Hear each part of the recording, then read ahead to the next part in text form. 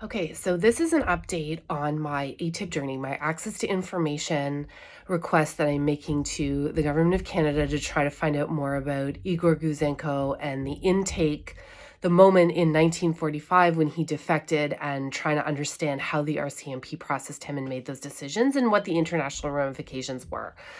So, quick reminder that my last stop at Library and Archives Canada, which holds the RCMP service, security service records, the ATIP military and intelligence lead there said, it's going to be 10,000 pages. Are you sure you really want this? And I was like, yeah, no, I really don't want 10,000 pages. I would absolutely never go through that amount of information. So I chose to meet with an archivist at Library and Archives Canada to get some information about how to use the catalog better to find what I'm looking for. Now, the quick conclusion to this video, if you don't want to watch the whole thing, is if you're going to do an ATIP request, access to information, especially historical, it's work.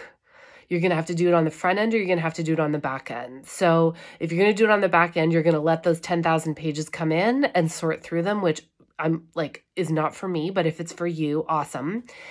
Otherwise, you got to do the work on the front end. So I made a lot of notes, so I got to read from them because the archivist gave me some amazing information about how library and archives work. So first of all, Open Government has all sorts of completed requests, already released information, and they it's all digitized, and they do the metadata as best they can. Now you got the archivist was amazing. He was such a lovely person.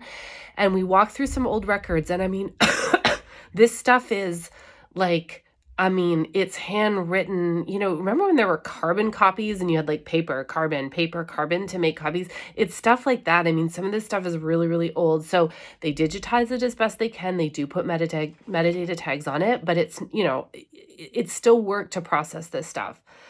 And also, he gave me some, and this is in no particular order, but this is information I found really, really useful and will use for search purposes going forward. Every government has a record group tag, and it's every government department. So it's really, really useful if you're so for me, I'm looking at RCMP, they are RG18, and External Affairs, RG25. So when I'm doing my searches, I can add those search terms in, add those codes in to limit records. So I'm not getting newspaper articles on Gouzenko that were kept by I don't know, some other department. When you search, and you can put in your search terms collections and fonts, which eliminates articles in newspapers, so you can get to records. Now, when it comes to records, okay, so this system that Library and Archives has done is really remarkable. It takes some learning. So when you get into these records, there's a couple functions that are really interesting. One is if you get to a collection level or a font level, there's often an information index and almost like a table of contents of what is contained in that font. And it's, again, they'll have a section of information that's a bunch of notes that contain the name Gouzenko, like in my case, because I'm looking for Gouzenko. And then it'll point to a microfilm, and if it's open, you can go access that microfilm, and there'll be like a code in the index that says it's in section AH17, and then you have to go to those microfilmed records. And it's not a simple click. For somebody like me who's kind of really grown up in the information age, and everything, when I read ebooks, everything's so easily digitized and you can skip chapters and it's really clean. It's not like that. You got to do a lot of hunting. But those indexes are really, really useful for a quick glance at what information is in there. And of course, as you get more contemporary or modern information, those indexes do get a lot more sophisticated and a lot more clean. Also, records, when you come across records or a set of records that you're interested in, they're all labeled with one of three tags: closed, restricted, or open. So open, it's already available. Keep looking. You can click on it. It's there somewhere. You will find it. Closed is probably good luck. You're never going to get these, at least not for a while. They're closed for legal reasons. I can see there being maybe some national security reasons for the stuff I'm looking at, but closed can also mean for personal information, because the library holds it's not just government records, it's like records of like journals of prominent Canadians, and like a whole bunch of stuff. So there's a lot that's closed, I think, for personal reasons or legal reasons, but the library still holds it as an archival record. And then the fun ones are restricted. So restricted means it's available for release. It's never been released, and somebody's going to have to review it because their redactions may be required, but it's available. And when you get to these records, they have like restricted, and then there's like a number, like a line, an identifying set of symbols. And that's what you can ATIP. And that'll make, so that's what I mean about doing work on the front end. You do the work on the front end and you take your time. If you're looking for something specific, you go through as much of this open collection as you can, and you go through all the holdings, and it's all there. The library does a really good job of giving you the tools online to figure it out. You can meet with an archivist. It's free. They come on for an hour, and they really help you to get you started on, okay, like based on generally what you're looking for, here's where I think you could start. Here's some tags that are useful for you. Here are the search functions. So I highly recommend meeting with one. And so, and then there's this other part. Okay, so there's a lot that's also not necessarily, I didn't understand if it was like a subset of library and archives or a subset of another department, but it's called Heritage Canadiana. And there's a good chance that a lot of what historical records that have been digitized are available via this Heritage Canadiana site, like all the microfilm reels. That's where they are. So so when you go in and you like just go to the library, like if you're looking for historical records, my concluding advice is go to the Library and Archives site, start with them. Don't start with other government departments, start with Library and Archives. They're pretty phenomenal. You look at the collections. All of the collections have a finding aid. That's that table of contents index type of thing.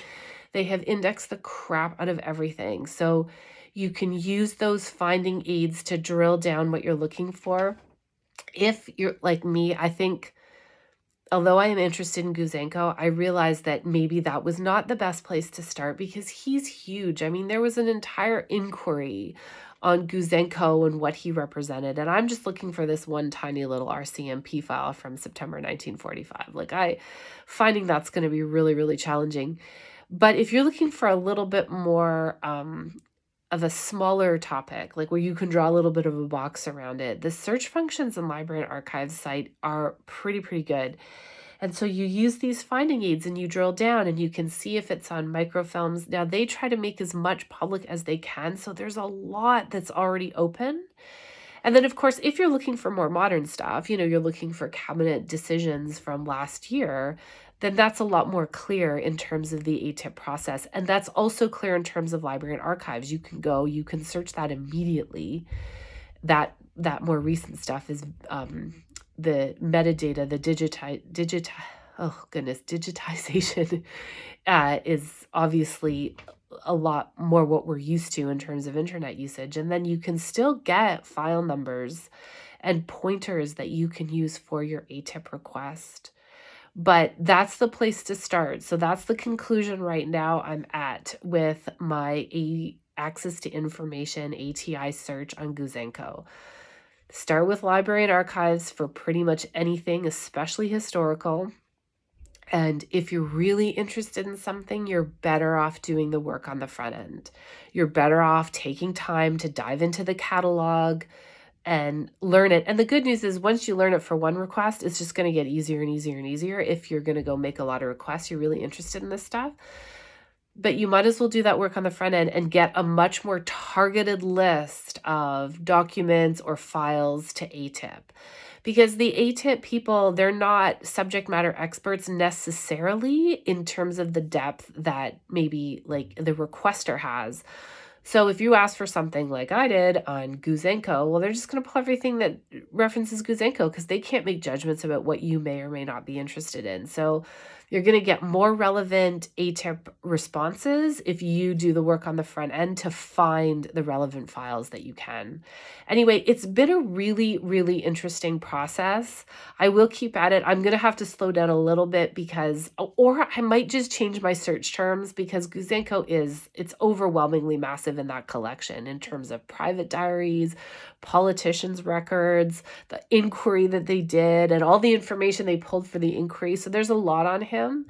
But I have learned a lot about the library and archive system for the Canadian government in terms of maintaining a historical record for Canada. And I have to say, I'm super impressed by Library and Archives, as always. And after I met with this archivist, he followed up with the clearest, most helpful email containing all these links to what we had talked about and other ideas he had. And it was just a very, very positive, helpful. I came out of that experience empowered and feeling like, okay, yeah, it's going to take work, but this information is available to me. Anyway, it's been really interesting. I've learned a ton. I hope you have too. I'm still waiting for my privacy request from CSIS. I have not had any updates on that. So in the new year, I will be following up with them for sure.